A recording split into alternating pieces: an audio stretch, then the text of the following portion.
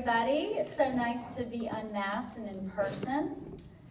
Anthony, what you didn't tell the group today is that I think what really got you and Don on board with the Biscuits was I invited them down in early 2019, and I had them take a biscuit class with me and roll up their sleeves and work for the Biscuits. And I think that I've always said this about Biscuits: whenever you put your hands in the dough and you create something, specifically biscuits in this case, with your heart, and it's something that you can feed people and it's comfort food, you're always creating a memory, and sitting down and eating biscuits at the table and sharing that with someone is always a good thing.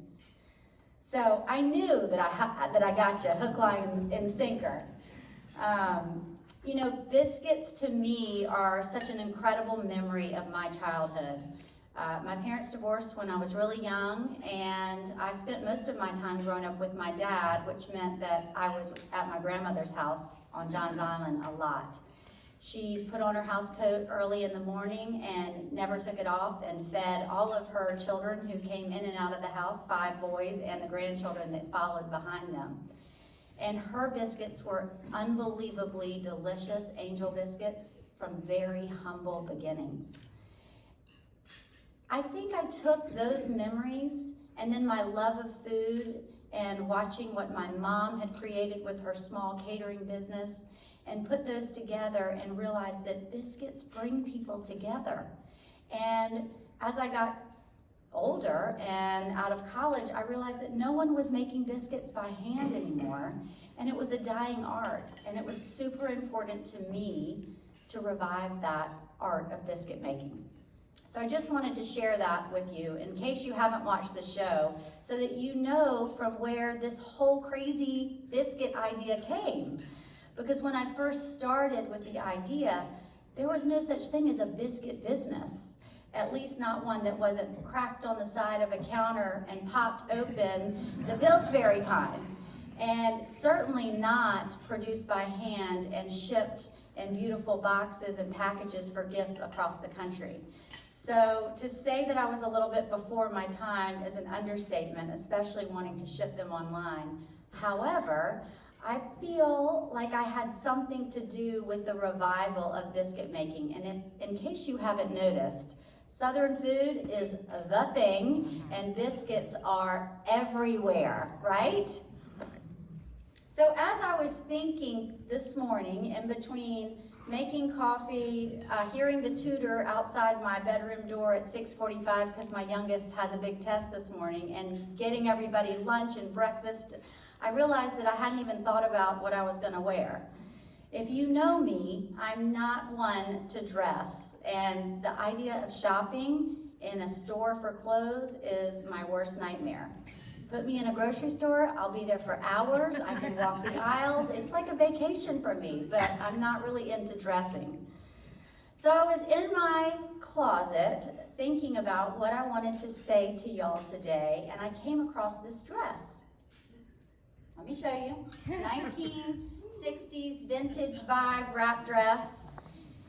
And I was reminded of the last time that I wore this dress, and that was in 2008. I told you I don't shop, so I just keep everything and hope to goodness it comes back in style. Anyway, I wore this dress almost 13 years ago this week on the Today Show. Oh, wow. I know. So it brought back a flood of memories of my actual very first national live television experience. As you can imagine, being on the Today Show live with Kathy Lee and Hoda is no easy feat. And my mother, who you saw in the preview, is terrified to be on television. And at that time, I really wasn't a great biscuit maker because she did the biscuit making while I sold the biscuits. We were very stressed, and you know, I remember going through the motions, and in the back of my head remembering what my father has told me since day one: be yourself, just be you, be authentic, and everything else will work out. And so we got through the national television experience, and it really started the beginning of our mail order business and really put us on the map for what was the beginning of where we are today. You know, I think back to that time, and as I was leaving that studio, I'm pretty sure that I thought this will be the first and the last time that I will be on national television. So never in a million years would I think that I would be standing up here before y'all today to thank you for giving me the opportunity to share my story with our national docuseries, How She Rolls. This is truly a pinch me moment for me in my career. And to be honest, the last 7 months have been pretty surreal. In case you don't know my story and the reason that I started Cali's Biscuits, there were really two main reasons. One was because I truly wanted to create a business within my passion, which was food, specifically Southern food. But I also wanted to make sure that I kept my priority of being a fully present mom as my guiding light. I never wanted to miss a moment with my girls. And this is something, as you can see in the show, that has proven to be pretty difficult to do, but so rewarding in the end. The second reason that I wanted to start Cali's Biscuits is because I was trying desperately to have a relationship with my mom. And ironically enough, I've been able to realize both of those dreams. People always ask me, what is my most proud moment in my career? And some people say, oh, it has to be those moments on the Today Show. And others think it must be all of the amazing exposure that we've had through so many other publications like Oprah and Bon Appetit and Food and Wine and even Top Chef.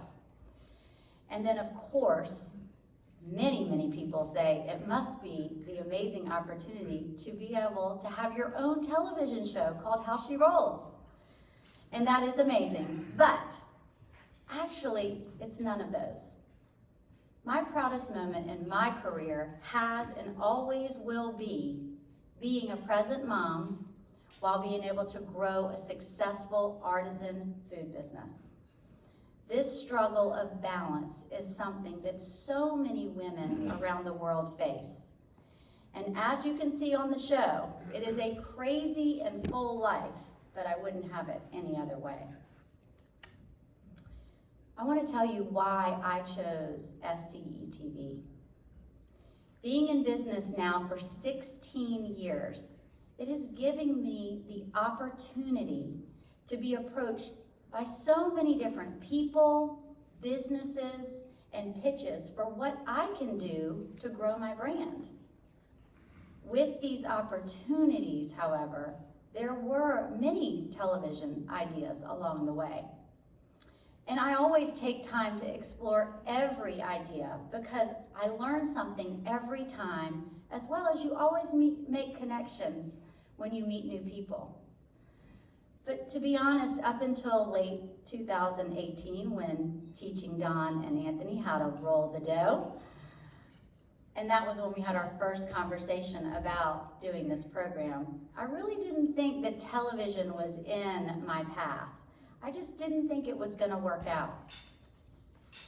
As opportunities were presented to us over the years, to myself and to my publicist, Liva, who has been with me since the beginning and whom, if you've watched the show, you see her, I just kept saying no because they didn't feel right. And Liva would often ask me, do you want me to pursue television? I can go out and try to find opportunities. And my answer was always no. I knew that if it was meant to be, it would come to me and it would be authentic and natural. And I didn't want to push it. I wanted it to happen.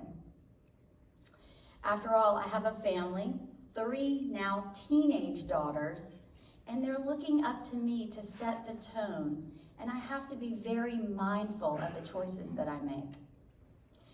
When I was approached about the docuseries with SCE-TV, I thought, this might just be the place where I can tell my authentic story.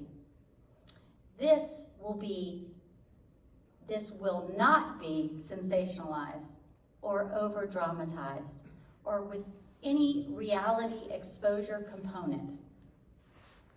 I chose SCETV because it felt safe, and it was the right place to tell my story. I chose SCETV because I felt from the very beginning, and I still do, that I could trust them. I chose SCETV because I knew they had the same goals that I did, to educate, inspire, and tell the authentic, true stories of people, places, history, and traditions in our community. I appreciate public broadcasting now more than ever for its storytelling and educational messages.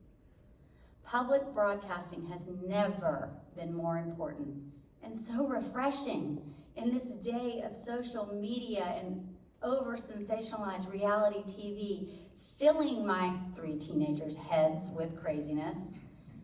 This is where it's at. Public television is able to highlight people, places, times in our history, and rich culture without overexposing and finagling the messages for ratings. They know their viewer, and they understand the importance of a good, honest narrative. And they understand that their viewers' desire for wholesome television. This show has meant so much to me. The show has given me the opportunity to showcase my story, grow my brand, and reach people that I would have never been able to reach. It has also afforded me the opportunity to continue to revive the Southern art of handmade biscuit making. And How She Rolls has shown America why supporting business is so important to our economy now more than ever. It has also allowed me to touch on how hard it is to be an entrepreneur, specifically a female entrepreneur, while trying to keep my priority of raising my family. My hope is it will inspire other people, especially other female entrepreneurs, to take that leap of faith into realizing their own dreams. But most importantly, it has shown me that with hard work, anything is possible. And if you believe in your dream and you're determined and kind to other people, good things always come.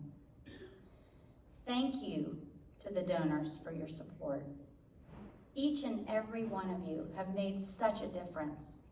This would not be possible without your passion and your donations to SCETV. You have unlimited choices on where you give your time, your money, and your effort. And you have chosen SCETV.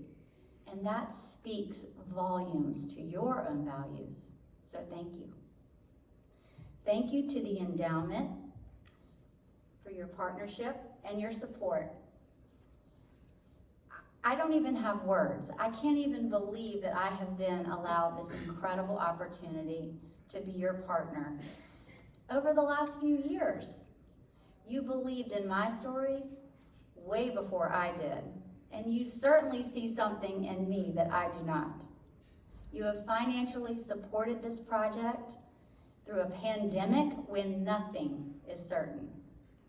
And now you are fully behind continuing to tell the story of Biscuits, Business, and Balance in season 2. If we can survive a pandemic and produce an amazing show with high ratings and national carriage of 95% and hopefully raising, we can do just about anything, because that's how we roll. Thank you.